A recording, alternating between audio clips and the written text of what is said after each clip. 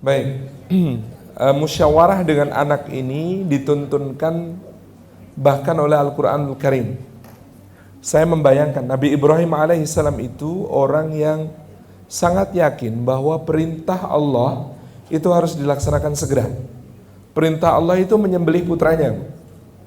Tapi kan kita tidak temu ceritanya Ibrahim tiba-tiba kemudian gendong anaknya langsung disembelih. Enggak.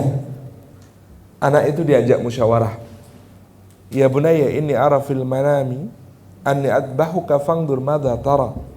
Wahai anakku, sesungguhnya aku di dalam mimpi melihat aku menyembelih engkau sebagai perintah yang kokoh dari Allah Subhanahu wa taala.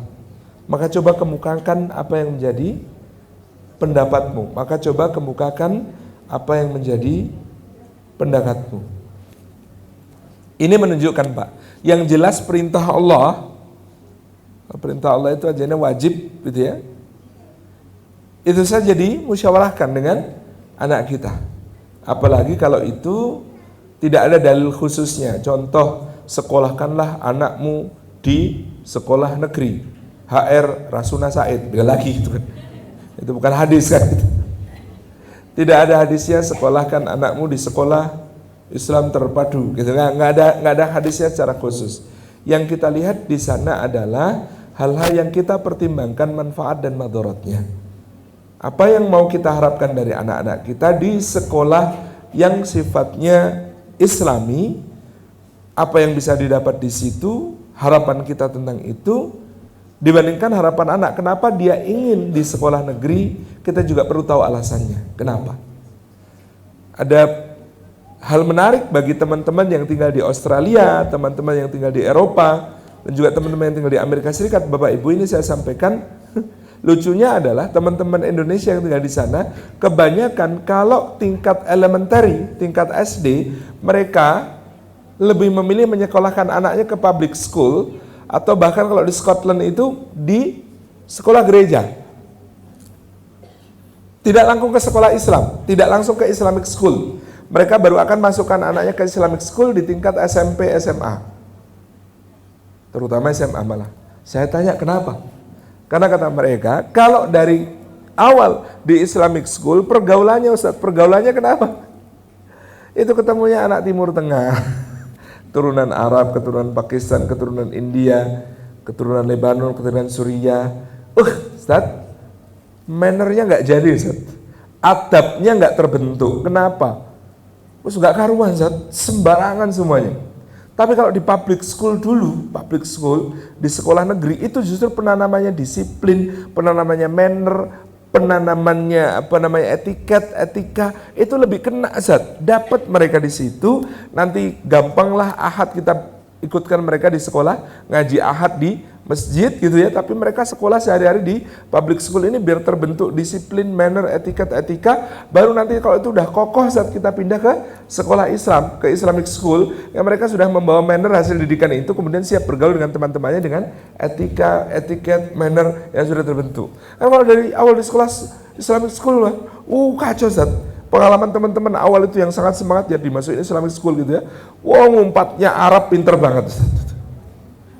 Miso tahu miso ya, mengumpatnya bahasa Arab, mengungkapnya, masya Allah gitu ya, dan lain sebagainya, gitu ya. Ini apa pengalaman empirik teman-teman di luar negeri. Kalau ukhuwah kan beda gitu ya. Di sini jelas kita mendapatkan value yang kemudian orang tua berharap ini value-nya bagus ini. Tapi orang tua juga perlu mempertimbangkan. Kita ingin membentuk anak kita ini jadi imun apa steril, Pak?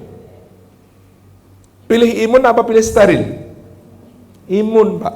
Kalau dia imun, itu diterjunkan ke lingkungan mana saja, dia siap, Pak. Tapi kalau steril, itu dia cuma sehat, kalau di lingkungan sehat. Begitu keluar dari lingkungan, padahal nanti dia akan berhadapan dengan dunia luas, maka kesterilannya justru berbahaya. Tahu anak-anak Islam liberal itu? Dari mana mereka tumbuh? Mondoknya 12 tahun, Pak. Mondoknya di pesantren 12 tahun, tapi begitu kenal pemikirannya Gadamer, gitu ya, ketemu pemikirannya Albert Camus, ketemu pemikiran filsafatnya Heidegger, macam-macam gitu ya, itu kok kayak lihat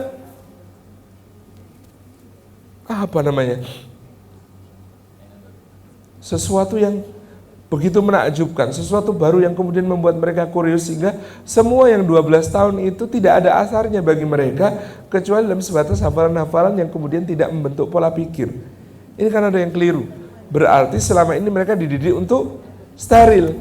Begitu berhadapan dengan dunia luas, mereka gampang terinfeksi. Nah, ini yang perlu kita bentuk juga, sebagaimana juga PR bagi sekolahnya, untuk membentuk anak-anak ini punya imunitas, bukan sekedar steril. Saya sangat takjub pada Ustadzah Yoyo Yusro. Itu anaknya sejak kecil, kalau belanja diajari Bapak Ibu, ditunjukkan, nak ini namanya khomer nak, ini namanya bir, itu tunjukin, haram nak. Allah bilang ini haram, kenapa nak? Nanti dijelaskan acaranya. Ini berbeda dengan seorang anak yang terus-menerus tinggal di pesantren, nggak pernah lihat yang namanya bir. Begitu lihat pertama, ih bagus ya botolnya, gitu. Jadi gumunan, bahasa Jawanya itu gumunan, gampang takjub, gampang heran. Sehingga kemudian ketika keluar yang seperti itu jadi sesuatu yang menjadi masalah tersendiri. Karena apa? Karena steril. Mereka tidak dijelaskan, mereka tidak mendapatkan pemahaman yang cukup tentang betapa ganasnya dunia di luar sana. Ngerti nih semua orang itu baik kayak temannya di SDIT. Ngerti nih semua temannya itu baik kayak di SMP IT. Padahal di luar sana ada penipu, di luar sana ada orang bermaksud jahat, di luar sana ada orang yang ini itu macam-macam. Ini harus dijelaskan sejak awal. Quran itu cerita kepada kita bukan cuma cerita tentang alladzina an'amta alaihim kan. Bukan cuma cerita tentang Adam, Idris, Nuh, Saleh, Ibrahim, Lut, Ismail, Isa, Yakub, Yusuf, Ayub, Suhaib, Musa, Harun, Dzulkifli, Daud, Sulaiman, Ilyas, Ilyasa, Yunus, Zakaria, Yahya, Isa sampai Muhammad alaihi wassalatu wassalam. Tapi Quran itu cerita ghairil maghdubi alaihim waladdallin. Quran itu cerita iblis, cerita Fir'aun, cerita Qarun, cerita Bal'am, cerita Samiri, cerita Abu Lahab, cerita Abu Jahal gitu ya. Cerita Walid bin Mughirah, cerita Utbah bin Rabi'ah, cerita Al-Was bin Wail As-Sahmi, cerita Mas'ud bin Amr As-Saqafi, cerita Al-Ahnas bin Syariq, cerita tentang Umayyah bin Khalaf, cerita tentang Nadhr bin Haris, Uqbah bin Abi Mu'aid, Ubay bin Khalaf, cerita tentang Abdullah bin Ubay bin Salul, cerita tentang orang Yahudi yang memalsukan Alkitab, cerita tentang orang Nasrani yang tersesat karena tidak mengikuti petunjuk Alkitab. Semuanya diceritakan, semuanya disiapkan untuk menghadapi dunia yang sangat riuh. Bahasa Jawa Sundanya riuh, dunia yang sangat riuh ini. Jadi misalnya gitu ya, kita bermusyawarah dengan anak kita punya alasan yang kuat yang tidak bisa kita jawab. Nak, kenapa kamu milih sekolah negeri? Bapak itu ingin kamu sekolah Islam, biar runtut, SD-mu juga SD Islam, SMP-mu SMP Islam, SMA-mu SMA Islam, insya Allah kamu akhlaknya terjaga, insya Allah pergaulannya terjaga, insya Allah kamu berada di tengah orang-orang baik. Pak, sampai kapan saya akan berada di tengah orang baik terus? Kan kita di dunia juga akan berhadapan bukan cuma dengan orang baik, Pak. Nah, sekolah negeri ini masuk supaya saya berlatih untuk itu, Pak. Orangnya macam-macam, Pak. Oh, kalau di SMP IT, Pak, di SMA IT, semua teman saya pasti sosial ekonominya sama, Pak, rata-rata segitu. Saya tidak berlatih untuk peduli. Nggak ada teman saya yang orang fakir miskin beneran. Tapi kalau di sekolah negeri, Pak, saya ketemu teman saya yang fakir miskin beneran. Saya bisa bantu mereka, saya bisa kemudian berbagi dengan mereka. Oh, kalau di SMP itu Pak, semuanya kesadaran keagamanya tinggi. Kapan saya mulai berdakwah, latihan berdakwah? Kalau di SMA negeri pasti saya bisa ajak teman saya sholat duha. Kalau teman di SMP itu nggak usah diajak, semuanya sudah sholat duha, Pak. Wah, misalnya anaknya alasannya begini, kalau saya dukung itu masuk sekolah negeri. Karena sudah punya visi dakwah luar biasa. Kata dia, saya itu ke SMP negeri untuk apa, Pak? Untuk mendakwahi teman-teman, untuk menyebarkan apa-apa yang ada di SMP IT, apa-apa yang ada di SMA IT itu saya bawa ke sekolah negeri. Di sekolah negeri saya, teman saya nanti semuanya berjilbab, Pak. Kayak SMA Negeri 1 Yogyakarta, alma maternya Ustadz Salim Afilah gitu. Sekolah saya, Pak, SMA Negeri 1 Yogyakarta, saya masuk tahun 99, itu yang berkerudung dari siswi muslimahnya itu 60%. Saya keluar tahun 2002 itu 95% pakai jilbab. Kita bikin program kenalin jilbab gitu ya. Kamu cantik dengan jilbabmu, macam-macam program-program itu, Pak, sampai kita dijuluki SMA Negeri 1 Muhammadiyah Yogyakarta gitu. Karena apa? Siswi muslimahnya semua berjilbab, lingkungannya ngaji, sholat duhanya rame gitu ya. Asik-asikan kegiatannya semuanya menarik, pentas teater saja, penonton putra-putri pakai hijab. Oh, lucu banget kan itu? Karena value kita bawa ke situ. Jadi kalau anak kita punya alasan yang sangat kuat semacam ini, kita tidak punya alasan untuk menolak. Oke nak, kamu masuk SMA, kamu punya misi. Bapak takjub sama kamu, Bapak support kamu. Gitu. Ini salah satu contoh, Pak. Jadi kita ini tidak berharap anak kita ini steril terus. Jadi anak utuk gitu ya, hidupnya gini terus saja. Gitu ya. Dia akan berhadapan dengan dunia luas, maka ada tempat di mana menempa dia dengan dunia luas itu. Oke, paparan-paparan negatif pasti akan terjadi.